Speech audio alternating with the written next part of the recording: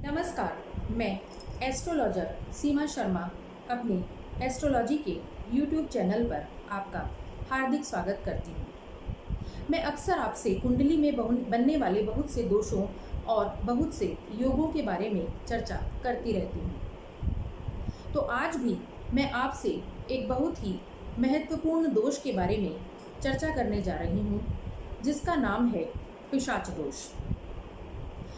अब ये नाम से ही लग रहा है कि बहुत ही खतरनाक दोष है, बहुत ही गलत तरीके का दोष है। तो गलत दोष तो ये है, लेकिन किस तरीके से ये हमारी लाइफ को नुकसान पहुंचाता है, किस तरीके से ये हमें नुकसान कर सकता है, आज हम इसके बारे में जानेंगे। और ये दोष किस तरीके से बनता है वो भी हमें जानना पड़ेगा, जिससे आप अपनी कुंडली को देखकर ही पता लगा सकते हैं कि आपकी कुंडली में पिशाच दोष है या नहीं है। तो इस दोष के बारे में चर्चा करने से पहले मैं आपसे कहूँगी कि आप हमारे YouTube चैनल को सब्सक्राइब करें और बेल आइकन को ज़रूर क्लिक करें, जिससे समय समय पर हमारी आने वाली वीडियोस का नोटिफिकेशन आपको मिलता रहे। तो चलिए आइए चर्चा करते हैं पिशाच दोष के बारे में। पिशाच दोष कुंडली में तब बनता है जब हमारी कुंडली में किसी भी प्रकार से शनि और राहु की युति हो जाती है। शनि और राहु की युति का मतलब यह है कि किसी भी प्रकार से शनि और राहु या तो एक साथ एक घर में बैठ जाते हैं या उनका कोई दृष्टि संबंध बन जाता है, तब यह दोष बनता है। अब यह दोष शनि और राहु की युति से क्यों बनता है? वो इसलिए बनता है क्योंकि हमारे जीवन में अक्सर लोग शनि से बहुत डरते हैं, लेकिन शनि से डरने की इतनी ज़रूरत नहीं है, क्योंकि शनि को न्याय का देवता कहा जाता है। शनि की जो दशा हमारी लाइफ में आती है, अगर मान लीजिए किसी की लाइफ में शनि की दशा आई है, तो वह उसके कर्मों का हिसाब करने के लिए, कर्मों का फल देने के लिए आती है। इसीलिए कहा जाता है कि आप अच्छे कर्म करते रहिए, क्योंकि ये होता है कि शनि से पहले आपने, अगर आप ध्यान से देखें तो शनि से पहले गुरु की महादशा आती है। चलिए, दशाओं के बारे में तो हम विस्तार से बाद में चर्चा करेंगे, लेकिन क्या है कि जब गुरु की दशा आती है तो इंसान अच्छे कर्मों की तरफ चलता है, और जो इंसान अच्छे कर्मों की तरफ नहीं चलता है, जिस इंसान के कर्म फिर भी गुरु की दशा में भी खराब रहते हैं, तो उसको उसका फल शनि की महादशा में अक्सर भुगतना पड़ जाता है। तो ये तो हो गई कर्मों की बात। ये मैंने आपको इसलिए बताया क्योंकि शनि को न्याय का देवता कहा जाता है। तो शनि की दशा में हमें अपने कर्मों का फल मिलता है, ये हमें पता चल गया। लेकिन जब शनि और राहु की युति बनती है और पिशाच दोष का निर्माण करती है, तो उससे यह पता चलता है कि कहीं ना कहीं हमारे कुछ पूर्व जन्म के कर्म ऐसे हैं जो अभी रह गए हैं और जिनका फल हमें अभी इस जन्म में भुगतना है। यानी कि इस जन्म में जिन कर्मों को भुगतने के लिए हम आए हैं, उनको ये पिशाच दोष इंडिकेट करता है।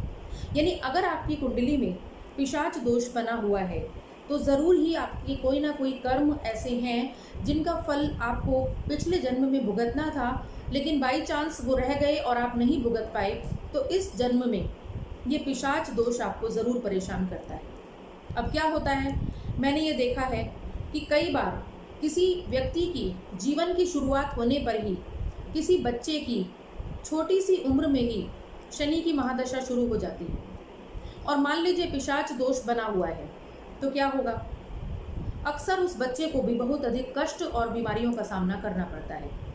क्यों ऐसा होता है, कभी सोचा है आपने कि एक बच्चा पैदा होता है और उसको अक्सर कोई बड़ी गंभीर बीमारी हो जाती है, या कोई बच्चा छोटा सा पैदा होता है और अब वो अपना जीवन काल पूरा नहीं कर पाता। इस तरह की बातें तब होती हैं जब पिशाच दोष जैसे दोष हमारी कुंडली में बने होते हैं। तो मान लीजिए पिशाच दोष कुंडली में बना हुआ है, तो इसका मतलब यह है कि शनि हमारा पूरे तरीके से राहु से पीड़ित हो गया है, क्योंकि राहु एक भ्रामक ग्रह है और ये अक्सर हर ग्रह के फलों में एक भ्रम पैदा करता है, एक परेशानी पैदा करता है, यानी हर ग्रह को भ्रम की स्थिति में डालता है। तो अब जब शनि के साथ ये बैठ गया, और शनि का काम है न्याय करना, कर्मों का फल देना, और राहु उसके साथ बैठा हुआ है, तो ज़रूर कुछ ना कुछ कष्ट हमको वो ज़रूर देगा। और कष्ट कब देगा? हमें शनि की दशा में, राहु की दशा में या केतु की दशा में भयंकर कष्टों का सामना करना पड़ता है, जैसे कि बीमारी, कर्जा, बहुत अधिक परेशानी, घर में लड़ाई झगड़े, क्लेश, गृह क्लेश, सब कुछ इस तरह की जितनी भी परेशानियां, संबंधों में परेशानियां, शादी विवाह ना हो पाना, अच्छे संबंध ना परिवार में रह पाना, परिवार में शांति ना रह पाना, रोगों का बढ़ जाना, यह सब कब होता है? जब पिशाच दोष कुंडली में बना होता है और शनि की या राहु की दशा आ जाती है। केतु की दशा आने पर भी ऐसा होता है, क्योंकि राहु की सीधी दृष्टि केतु पर होती है। तो हम कैसे पहचाने इसको कि हमारी कुंडली में पिशाच दोष है? कि जब किसी भी प्रकार से शनि और राहु या तो एक दूसरे के साथ बैठे हों या बिल्कुल एक दूसरे के आमने सामने बैठे हों, यानी शनि की सीधी दृष्टि राहु पर हो और राहु की सीधी दृष्टि शनि पर हो, तब ये पिशाच दोष बनता है। वैसे तो इसका जो असर है वो कुंडली के 12 घरों में अलग अलग होता है। तो 12 घरों की तो हम अलग से चर्चा करेंगे, जिसमें हमें पता चलेगा कि प्रथम भाव में पिशाच दोष होने पर क्या असर होता है, द्वितीय भाव में या तृतीय भाव में क्या असर होता है। लेकिन अभी तो हमें यह जानना है कि यदि किसी भी प्रकार से शनि और राहु एक साथ बैठे हुए हैं तो वो हमारी कुंडली में अगर बैठे हैं तो बहुत अधिक नुकसानदायक हैं और हमें बहुत अधिक कष्ट पहुंचा सकते हैं। तो हमने यह जाना कि पिशाच दोष हमारी कुंडली में कितना अधिक खतरनाक होता है। सबसे अधिक अगर यह नुकसान पहुंचाता है तो अगर किसी तरीके से हमारा लग्नेश पीड़ित हो जाता है, हमारा लग्न भाव पीड़ित हो जाता है, या मान लीजिए लग्न भाव में ये दोष बन जाता है, तो सबसे अधिक यह हमारे स्वास्थ्य को नुकसान पहुंचाता है। इसके अलावा बहुत अधिक मानसिक परेशानी, कर्जा, पारिवारिक परेशानियां, गृह क्लेश वगैरह भी ये हमारी जीवन में कराता है। लेकिन उसके लिए हमें अध्ययन करना होगा कि हमारी कुंडली के कौन से घर में पिशाच दोष बना हुआ है। तो उसके बारे में हम अलग से कभी ज़रूर चर्चा करेंगे। लेकिन अभी मैं यह कहना चाहूँगी कि यदि आपकी कुंडली में पिशाच दोष बना हुआ है तो उसका अवश्य अध्ययन कराएं। कहीं ऐसा ना हो कि आपके जीवन में जो परेशानियां आ रही हैं वह आपकी कुंडली में बने हुए पिशाच दोष के कारण आ रही हों। तो आप हमारे YouTube चैनल को ज़रूर सब्सक्राइब करें और बेल आइकन को ज़रूर क्लिक करें।